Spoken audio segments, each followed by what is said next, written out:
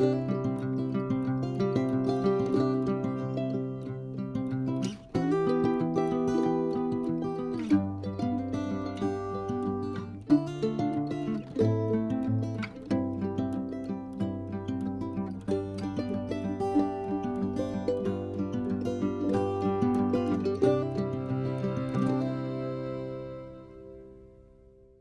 for another morning thought.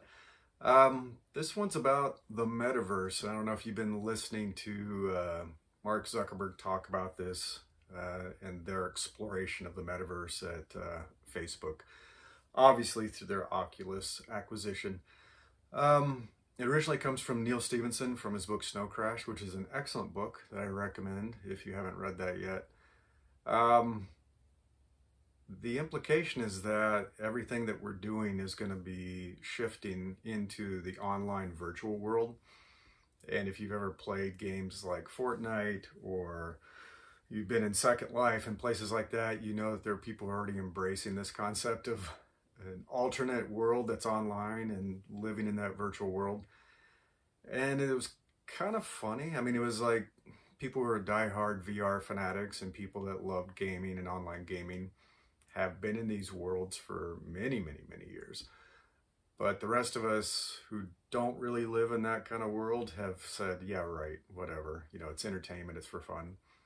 But I think what happened last year with that, which will not be named, changed everything. And education had to shift online, so all the kids in school were taking online classes through Zoom.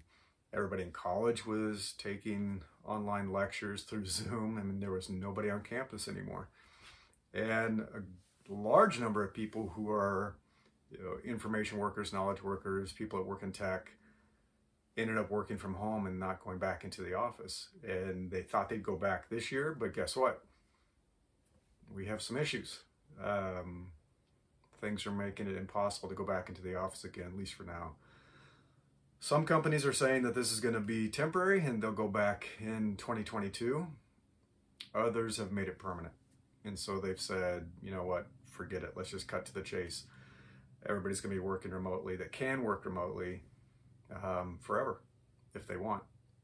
And companies are stealing talent by offering remote positions to employees who've been forced to come back into the office.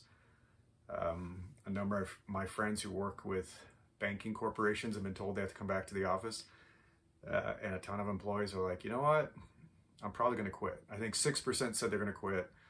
Up to 37% said they'll come back, but they're going to start interviewing right away. And so people don't want to give up remote work. And it seems like education is shifting there, work is shifting there, entertainment is already shifting there.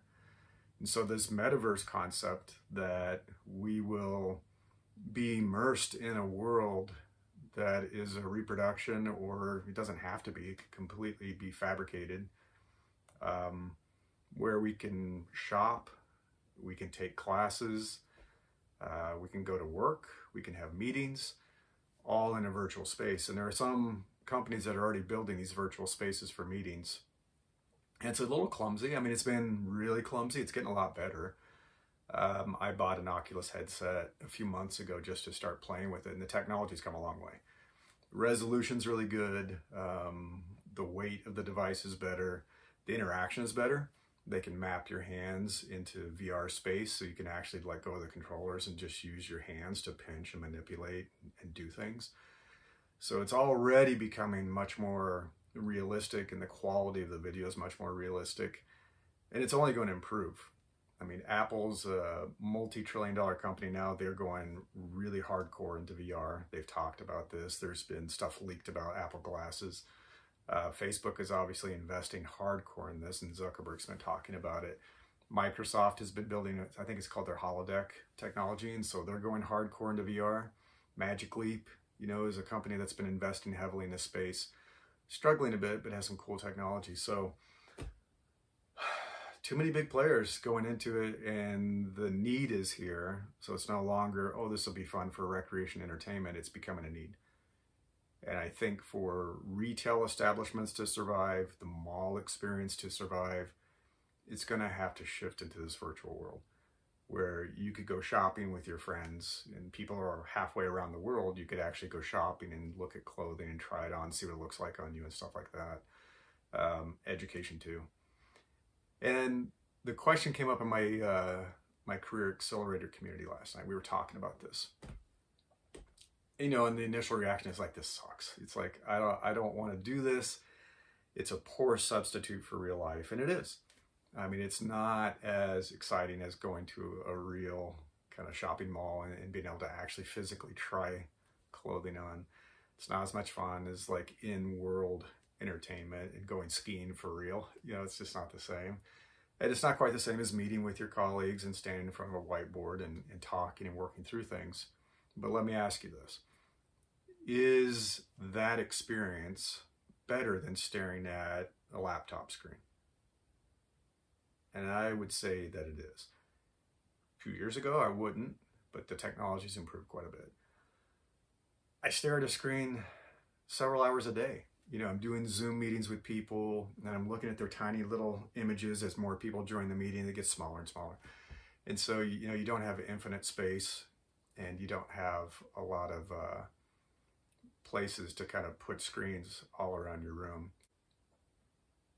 It's just not, it's not the same. It's not great. And what you have when you enter this virtual space is unlimited screen space. Like you can have a massive display 360 all around you. You could stand in front of a whiteboard, a virtual whiteboard with colleagues, and you're mapped into this space and you're sketching on the whiteboard together, which is, it's better. It's better than staring at a screen and doing stuff with your mouse and keyboard, because you can now start to interact like you would in the real world. You can literally sketch and draw on the whiteboard with your hand. And mapping people into this space has gotten better. There's a company, it's based in Japan. I wish I could remember the name of the company right now, but they've been creating artificial people, virtual people that are almost indistinguishable from real people. They're using them as influencers. People can purchase them, rent them. I'm not sure what their business model is yet, but they look and move and behave a lot like real people. And for a second, when you're looking at it, you're like, oh, that's a person, but something's off a little bit. It's the uncanny valley. The technology is getting better, and 3D modeling, being able to scan yourself, which I've already seen somebody who's doing this for costume development, things like that. They scan themselves in 3D. That's getting better and more affordable.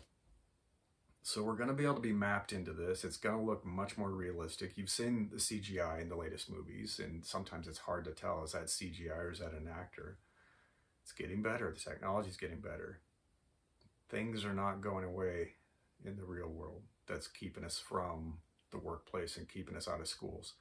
So I think whether we like it or not, the metaverse is coming. There's too much investment in it. The need is too great. And so the question is, are you ready for it? Are you experimenting with this? Are you going to be on the cutting edge of this development? Or are you going to wait too long and lag behind it and be trying to play catch up? And that's the thing that's going on right now. The world is changing faster. Technology is changing faster and evolving more quickly. Jobs are changing very quickly. And the more you resist it, or at least don't kind of experiment with it and try it, the more you're going to be left behind. That's just the reality. That's always been the case, but now it's happening faster. And the reality is, like, I don't care if you're 50, 60, you're not going to be retiring anytime soon. We're living longer than we ever expected. Retirement isn't enough if people are living to be 100, and they are living to be 100. You will probably live to be over 100. You're living better, you're healthier, you're exercising, you know, you're probably not smoking. All the stuff that our grandparents and parents did that shortened their lifespan. You're living better. Medical technology is advancing.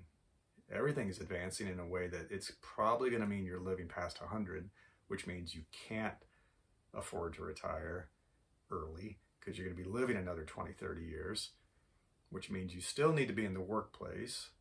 But what does that mean when you're 50, 60, 70 years old, especially if you haven't adapted and you haven't accepted that this is coming? So if you haven't heard of it, the metaverse, I encourage you to check it out. Read Snow Crash. It's a good book.